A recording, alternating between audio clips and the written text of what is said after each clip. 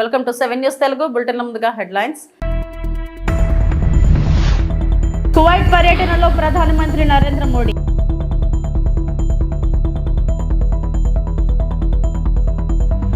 ఘనంగా వైఎస్ఆర్సీపీ అధినేత జగన్మోహన్ రెడ్డి పుట్టినరోజు వేడుకల్లో పాల్గొన్న కార్యకర్తలు మరియు పార్టీ శ్రేణులు, అభిమానులు. మిషన్ భగీరథలో 1000 కోట్లు తినేశారు మంత్రి కోమటిరెడ్డి.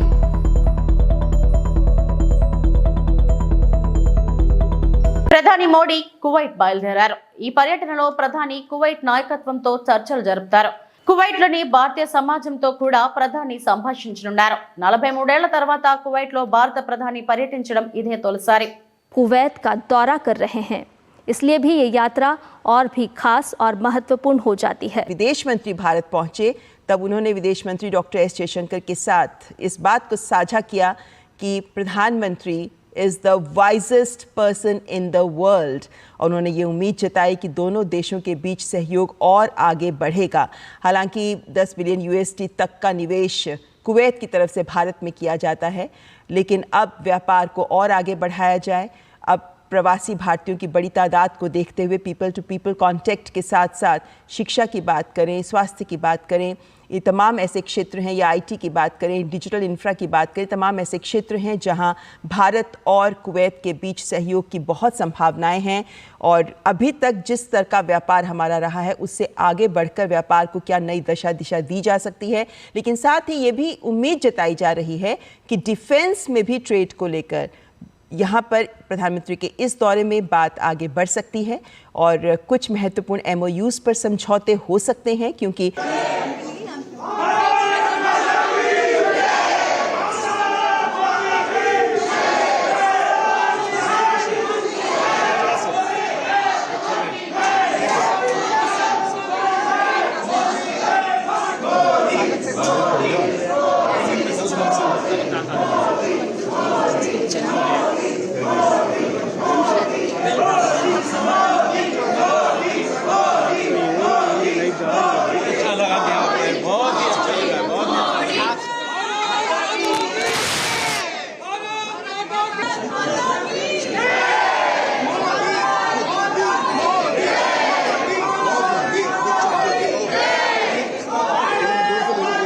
IT, ఎలక్ట్రానిక్స్, ఆర్టీసీ, విద్యాశాఖల మంత్రి నారా లోకేష్ ఆధ్వర్యంలో ఫిజిక్స్ వాలా ఎడ్యుటెక్ కంపెనీ తన పరిశ్రమ భాగస్వామి అమెజాన్ వెబ్ తో కలిసి ఆంధ్రప్రదేశ్ లో AI first institute of eminence university of innovation ను ఏర్పాటు చేసేందుకు ముందుకు వచ్చింది.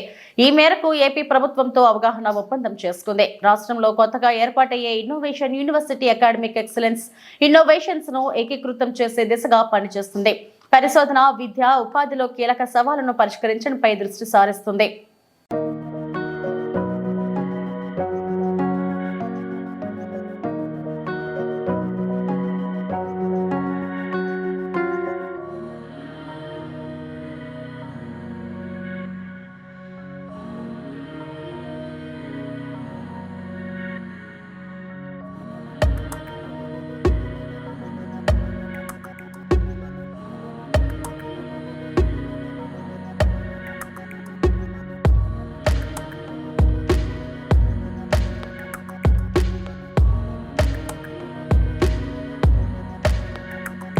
ఆంధ్రప్రదేశ్లో ఇన్నేళ్ల పాలనా కాలంలో పిల్లల భవిష్యత్తుకు బాటలు వేసింది వైఎస్ జగన్ మోహన్ రెడ్డి అని వైఎస్ఆర్సీపీ స్టేట్ కోఆర్డినేటర్ సజ్జల రామకృష్ణారెడ్డి అన్నారు.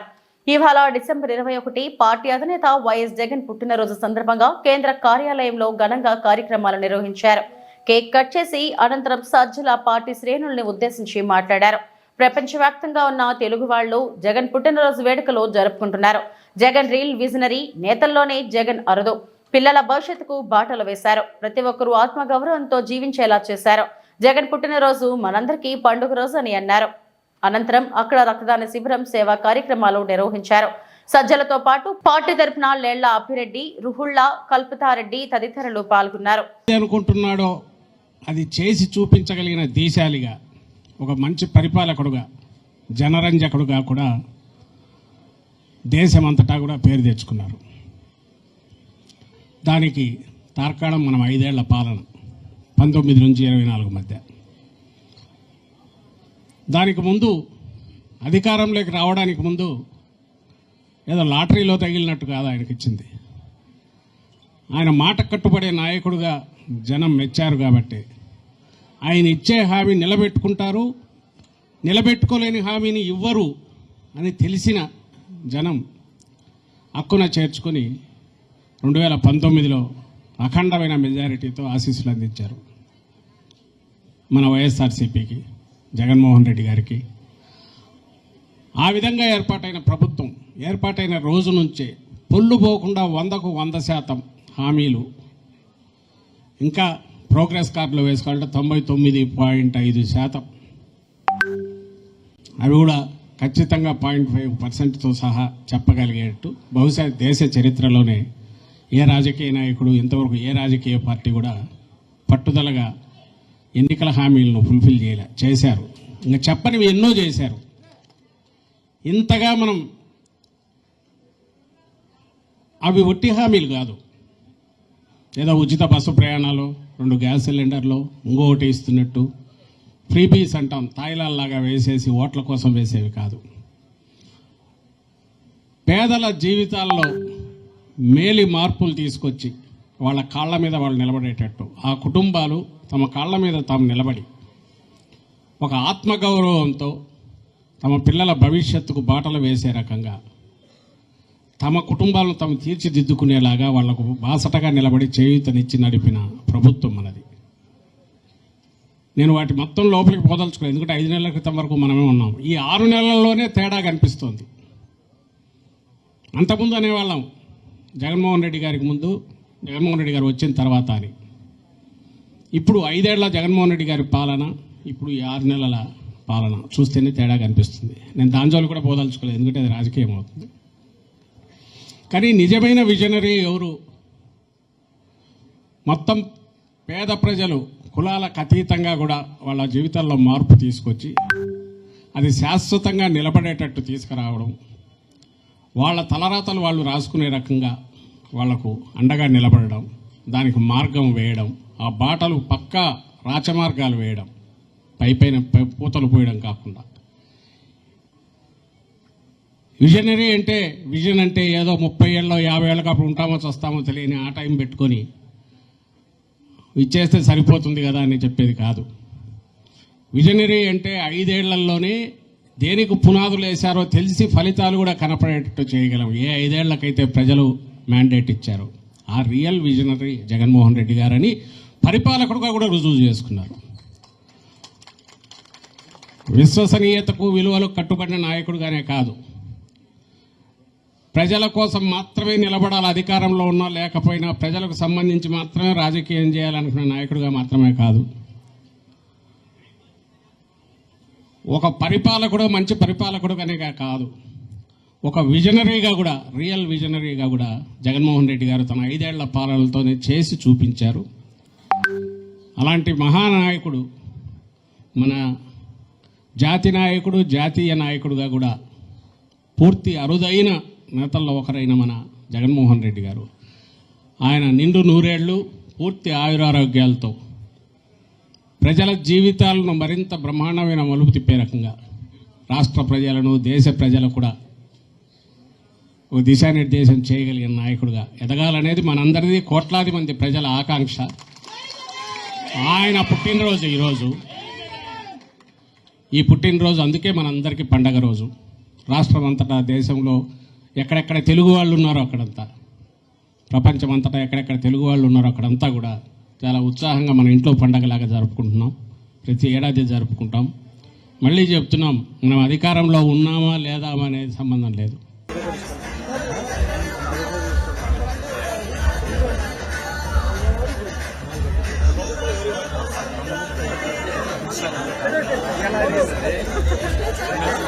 శాసనసభలో రైతు భరోసాపై స్వల్పకాలిక చర్చ సందర్భంగా మంత్రి Komatireddy Venkatreddy, BRS working president MLA KTR మధ్య మాటల యుద్ధం చోటు చేసుకుంది. 24 గంటల విద్యుత్ పై ఇద్దరి మధ్య తీవ్ర చర్చ జరిగింది. సభ వాయిదా వేసి అందరం నల్గొండ పోదాం, ఈ రోజు ఒక్క లాగ్ బుక్ లో అయినా 24 గంటల కరెంట్ ఇస్తున్నట్టు చూపెడితే బీఆర్ఎస్ శాసనసభ పక్షం మొత్తం రాజీనామా చేస్తామని మంత్రి కోమటిరెడ్డికి కేటీఆర్ సవాల్ విసిరారు. గతంలో 24 గంటల విద్యుత్ ఇవ్వలేదని మంత్రి కోమటిరెడ్డి సభను తప్పుదోవ పట్టించడం సరికాదు. బీఆర్ఎస్ పాలనలో సగటున 19.2 గంటల విద్యుత్ ఇచ్చినట్లు డిప్యూటీ సీఎం బట్టి విక్రమార్కనే చెప్పారు. ఈ విషయాన్ని ఆయనను అడగాలని కాంగ్రెస్ సభ్యులను సూచిస్తున్నారు. సభ వాయిదా వేసి నల్గొండ జిల్లాకు వెళ్లి విద్యుత్ పరిస్థితులు పరిశీలిద్దాం. మంత్రి కోమటిరెడ్డి కోరినట్లు ఎలక్ట్రిసిటీ మిషన్ భగీరథపై చర్చ పెట్టండి. చర్చించడానికి సిద్ధంగా ఉన్నాం. నల్గొండ జిల్లా అభివృద్ధిపై కూడా చర్చించేందుకు సిద్ధంగా ఉన్నాం. మరో 10 రోజులు సమావేశాలు పొడిగించాలని కోరుతున్నాను. గతంలో జరిగిన తప్పులు ఎత్తి చూపితే మీకు ఇబ్బందిగా ఉంది. గతంలో చేపట్టిన ప్రాజెక్టులకు మాత్రం డబ్బా కొట్టడం సబబా అని కేటీఆర్ ప్రశ్నించారు. అధ్యక్ష 20-30 ఎకరాలున్న రైతులు కూడా పాలమూరు లాంటి జిల్లాలో 20-30-40 ఎకరాలున్న రైతులు కూడా హైదరాబాద్కు వచ్చి కూలీ చేసుకునే పరిస్థితి అధ్యక్ష. ఇది వాస్తవం. ఎందుకంటే నీళ్లు లేవు, కరెంటు లేదు. అట్లాంటి పరిస్థితుల్లో రైతులు కూలీలుగా మారి అడ్డా మీది కూలీలుగా ఇక్కడ హైదరాబాద్లో పనిచేసిన దుస్థితి. అందుకే మేము 20 ఎకరాలు 10 ఎకరాలు 12 ఎకరాలని కోతలు పెట్టలేదు అధ్యక్ష. తెలంగాణ ప్రాంతంలో నీళ్లు లేక ఎన్ని ఎకరాలున్నా రైతు కూలీగా మారిపోయిన దయనీయమైన పరిస్థితి ఉండే కాబట్టే మేము ఆలోచన చేసినాం అధ్యక్ష. మేము ఆనాడు మొట్టమొదటి ప్రాధాన్యతగా తెలంగాణ రాష్ట్రం ఏర్పడిన తర్వాత వ్యవసాయ రంగాన్ని తీసుకున్నాం. వ్యవసాయ రంగం, సాగునీటి రంగం. ఎందుకంటే నేను వెంకటరెడ్డి గారిని అడుగుతున్నా, ఈడికెళ్ళి మీ సభ వాయిదా వేయండి అధ్యక్ష, బస్సులు అందరం పోదాం, నల్గొండ జిల్లాకే పోదాం.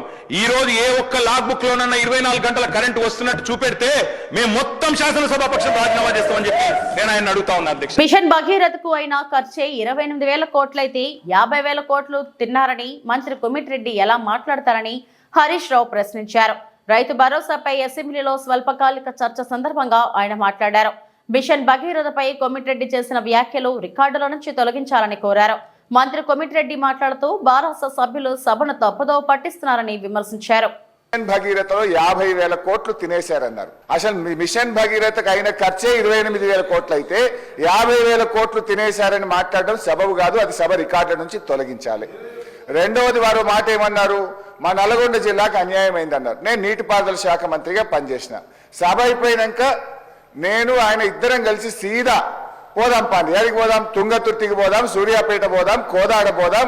నాటి కాంగ్రెస్ పాలనలో 1 ఎకరానికి నీళ్లు రాకపోతే కాళేశ్వరం నీళ్లతోని 2 లక్షల ఎకరాలకు గోదావరి నీళ్లు పారించినమా లేదా, పోయి సీదా కాలువల మీద నడుచుకుంటూ ఈ నీళ్లు ఎప్పుడు వచ్చినాయి, కేసీఆర్ వచ్చినాక వచ్చినాయా, అంతకుముందు వచ్చినాయా అడుగుదామంటే అడుగుదాం. మూడోది, నల్లగొండకి ఏం చేయలేదని మాట్లాడడం కూడా కరెక్ట్ కాదు. నల్లగొండలో 3 మెడికల్ కాలేజీలు పెట్టింది కేసీఆర్ గారు. నల్లగొండ పట్టణంలో గతంలో మీరు మంత్రిగా ఉన్నప్పుడు ఎట్లా ఉంది, కేసీఆర్ గారు నల్లగొండ పట్టణాన్ని గత 5 ఏళ్లలో ఎంత అభివృద్ధి చేశారో నల్లగొండ పట్టణ ప్రజలను అడిగితే కూడా చెప్తారు అధ్యక్ష. యాదాద్రి పవర్ ప్లాంట్ ఇచ్చిన అధ్యక్ష.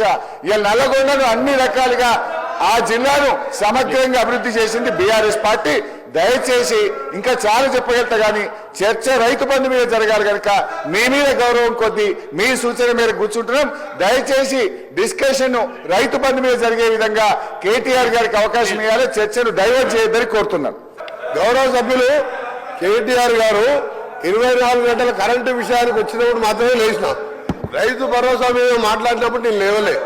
రాజశేఖర రెడ్డి గారు, నేను కేటీఆర్ గారు చెప్తున్నా, రైతు భరోసా మీద లేవలేదు సార్. ఇంకొకటి, వారు మళ్ళా సభను తప్పుదో పెట్టేసేగా హరీష్ రావు గారు నల్గొండ జిల్లాకు Congress party sir. Nagarjuna sir ఎవరు కట్టింది సార్? కేసీఆర్ కట్టిండా, వాళ్ళు ఆయన కట్టిండా? ఎవరు కట్టింది సార్? ఏం బాబు ప్రాజెక్ట్ కెనాల్స్ ఎవరు దగ్గర సార్? సూర్యాపేట 2 దగ్గర అంటున్నాడు. మొత్తం అబద్ధం సార్. పోదాం, సూర్యాపేటకి పోదాం. ఎందుకు సార్? సార్ ఒకటే, రైతు భరోసా కంప్లైంట్ కానీ ఒక నిమిషం సార్, రైతు భరోసాకు కంప్లైంట్ కానీ దాని మీద రైతు భరోసా ఏ విధంగా చేయాలో కేటీఆర్ గారు సలహా ఇవ్వమంటున్నారు.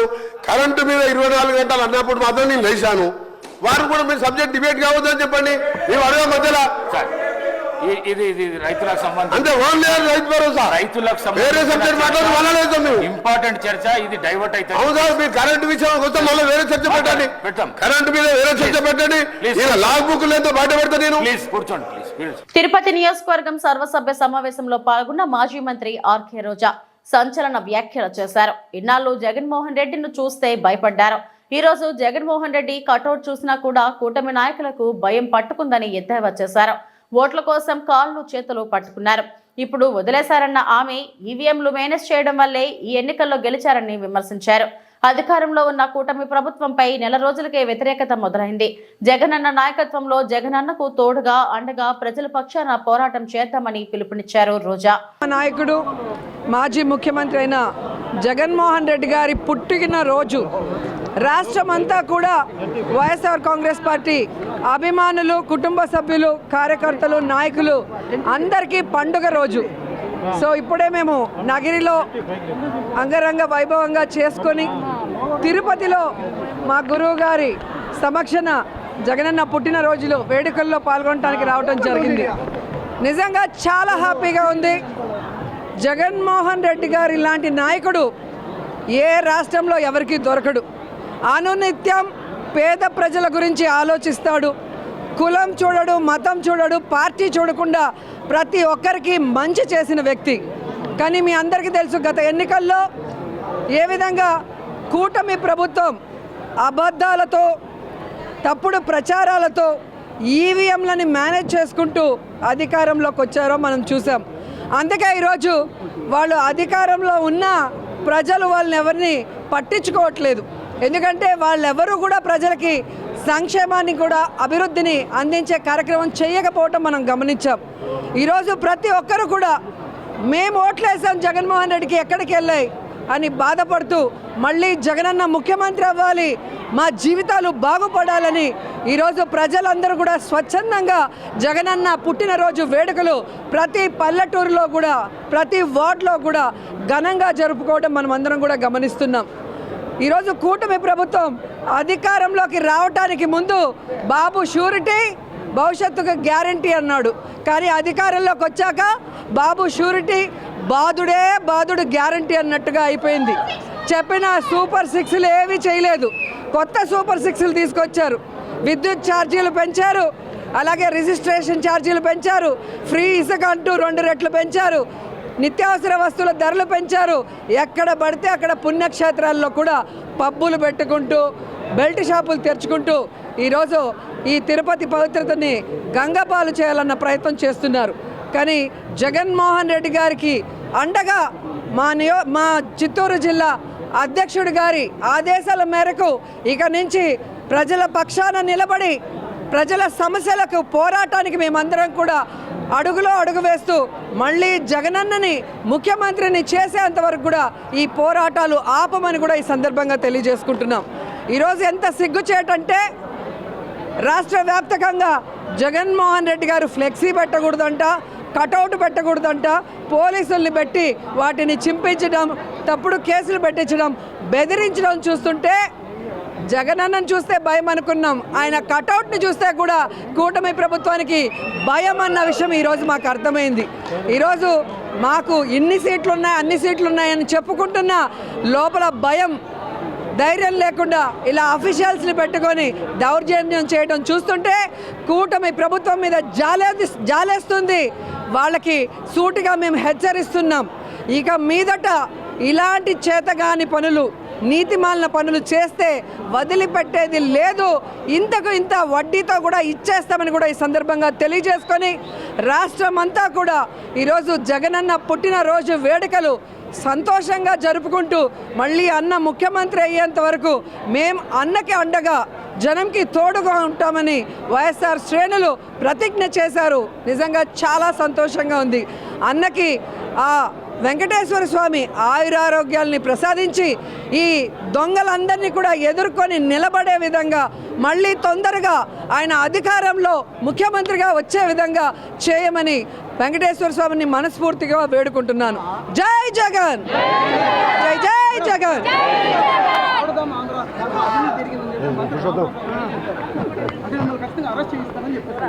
మరి ఫైల్స్ వాళ్ళ దగ్గరే ఉన్నాయి కదా, వెరిఫై చేసుకోమనండి. కాకినాడ జిల్లా ప్రతిపాడు మండలంలో గల minor irrigation project Subbareddy Sagar కి చైర్మన్ గా ఇళ్ల అప్పారావు, వైస్ చైర్మన్ గా బోళ్ల సోమన్నధర, ఎమ్మెల్యే సత్యప్రభ ఇంటి నుండి కూటమి శ్రేణులతో కలిసి భారీ ర్యాలీగా వెళ్లి స్థానిక మండల ప్రజా పరిషత్ కార్యాలయంలో ఎన్నికల అధికారి కె శ్రీకాంత్ కి నామినేషన్ పత్రాలు అందజేశారు. చైర్మన్, వైస్ చైర్మన్లకు ఒక్కొక్క నామినేషన్ దాఖలు కావడంతో ఎన్నికల అధికారులు ఏకగ్రీవంగా ఎన్నికైనట్లు ప్రకటించి ధృవీకరణ పత్రాలు అందజేశారు. అనంతరం ఎమ్మెల్యే సత్యప్రభతో పాటు పలువురు కూటమి నాయకులు, రైతులు ఎన్నికైన చైర్మన్, వైస్ చైర్మన్లను సన్మానించి శుభాకాంక్షలు తెలియజేశారు. పేరు ఇల్లబ్బారావు, మాది ఉత్తరగంజ్ గ్రామం. నన్ను సుబ్బారెడ్డి సాగర్ మధ్యతరహా నీటిపారుదల ప్రాజెక్టుకి చైర్మన్గా మా ప్రీతమ నాయకులు మా శాసనసభ్యులు అయినటువంటి మా వరుపుల సత్యప్రభ గారు ఆదేశించారు నేను చైర్మన్ అవడం జరిగింది. నాకు పెద్దపాలెం LMC 3 నుండి నేను పోటీ చేసి ప్రెసిడెంట్ అయినాను. కాలువ మీద వాళ్ళందరూ డైరెక్టర్లు అందరూ కూడా 11 మంది నన్ను ఎన్నుకోవడం జరిగిందండి. వాళ్ళందరికీ ముఖ్యంగా అభినందనలు. అలాగే విధంగా ప్రెసిడెంట్లుగా ఎన్నికైనటువంటి 5గురు కూడా నన్ను అధ్యక్షుడిగా ఎన్నుకోవడం జరిగింది. వారందరికీ కూడా ముఖ్యంగా నా యొక్క ప్రత్యేక అభినందనలు. సుబ్బారెడ్డి సాగర్ గురించి నాకు చిన్నప్పటి నుంచి కూడా అవగాహన ఉంది. మన వరదలు వచ్చినప్పుడు ప్రతి కాలం కూడా డ్యామేజ్ అయింది. ప్రతి రైతు కూడా చాలా ఇబ్బందులు పడ్డారు. అందువల్ల నేను ఈ ప్రమాణ స్వీకారం ఇది అయిపోయిన తర్వాత ప్రతి కాలువ దగ్గర కూడా కాలువ అంత తిరిగి సాగర్కి ఏ పని అవసరమో ఏ గట్టు ఏది అవసరం అనేది మొత్తం అంతా కూడా నోట్ చేసుకొని ప్రతి రైతుకి కూడా చివరి రైతుకు కూడా నీరు అందే విధంగా నేను ప్రయత్నం చేస్తానని చెప్పేసి మా వరుపుల సత్యప్రభ రాజా గారు ఆదేశానుసారం వాళ్ళని ప్రతి దాంట్లో కూడా కలుపుకొని రైతులకి అందరికీ కూడా మంచి జరిగే విధంగా నేను ప్రయత్నం చేస్తాను. ఈ అవకాశం ఇచ్చినటువంటి ఎమ్మెల్యే గారికి, ఈ రైతులకి, సంఘ సభ్యులకి అందరూ కూడా నా యొక్క ప్రత్యేక అభినందనలు. సిపిఎం రాష్ట్ర కార్యదర్శి వై వెంకటేశ్వరరావు కీలక వ్యాఖ్యలు. డివిజన్ కేంద్రం నర్సీపట్నంలో సిపిఎం జిల్లా మహాసభలు శనివారం పాల్ఘట్ సెంటర్ లో భారీ బహిరంగ సభ. పాలకులు అప్రకటిత ఎమర్జెన్సీని అమలు చేస్తున్నారు. కేంద్ర రాష్ట్ర ప్రభుత్వాలు ప్రకటిత ఎమర్జెన్సీ విధానాలు అవలంబిస్తున్నారు. ప్రభుత్వాల ప్రజా వ్యతిరేక విధానాలు ప్రశ్నిస్తుంటే అక్రమ కేసులు పెట్టి జైల్లో పెడుతున్నారు. ప్రభుత్వ విధానాలను ప్రశ్నిస్తున్న పత్రికలు, మీడియా గొంతు నొక్కుతున్నారు. ప్రజల పక్షాన ప్రశ్నిస్తున్నాడనే కారణంతో దివంగత ప్రొఫెసర్ సాయిబాబాను అక్రమంగా జైల్లో నిర్బంధించిన విషయాన్ని గుర్తు చేశారు. విశాఖ ఉక్కు ఫ్యాక్టరీ ప్రైవేటీకరణకు వ్యతిరేకంగా అసెంబ్లీలో తీర్మానం చేయాలని డిమాండ్.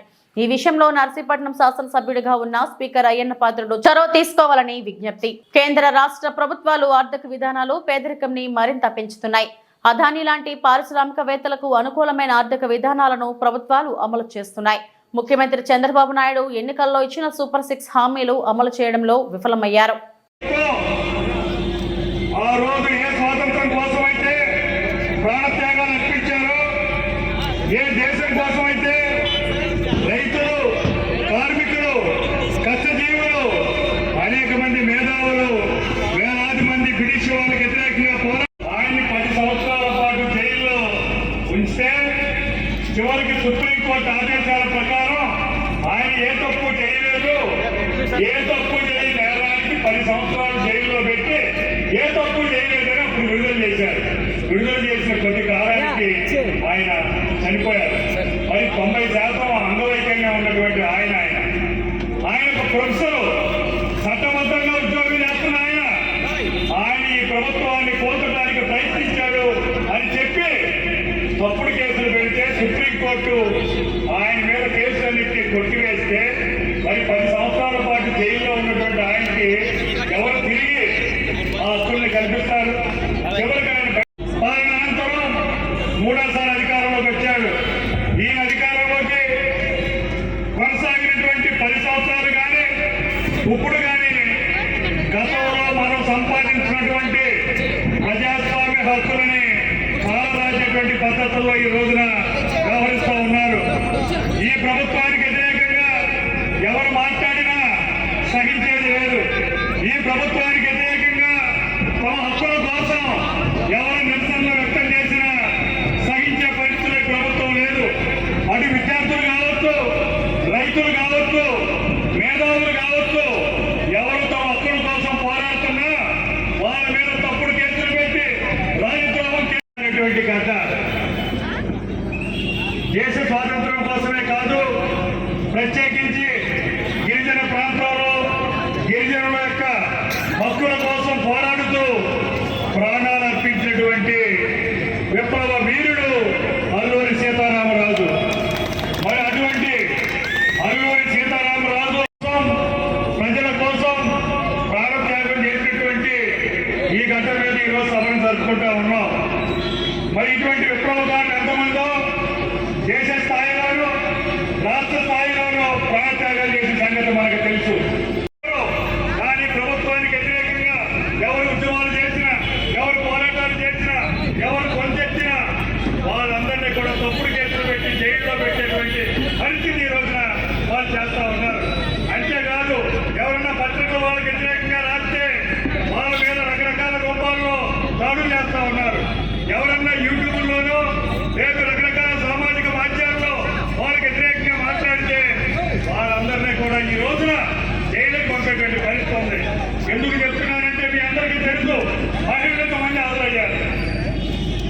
అందరికీ తెలుసు, గుజరాత్లో మిల్కీ బానోర్ అనే ఒక గర్భవతి మీద వాళ్ళు అత్యాచారం చేస్తే వాళ్ళందరినీ జైల్లో పెట్టారు. వాళ్ళ జైల్లో పెడితే వాళ్ళేదో స్వాతంత్ర వీరుల్లాగా రాష్ట్ర ప్రభుత్వం వాళ్ళకి విడుదల చేయొచ్చు అని వాళ్ళు విడుదల చేస్తే ఆ విడుదల చేసిన వాళ్ళకి స్వాగతం చెప్పింది ఎవరో తెలుసు కదా మనకి. ఎవరు స్వాగతం చెప్పారు? వాళ్ళు వీర విప్లవ వీరులాగా దేశ స్వాతంత్రం కోసం పోరాడినటువంటి పద్ధతుల్లో ఒక గర్భవతి మీద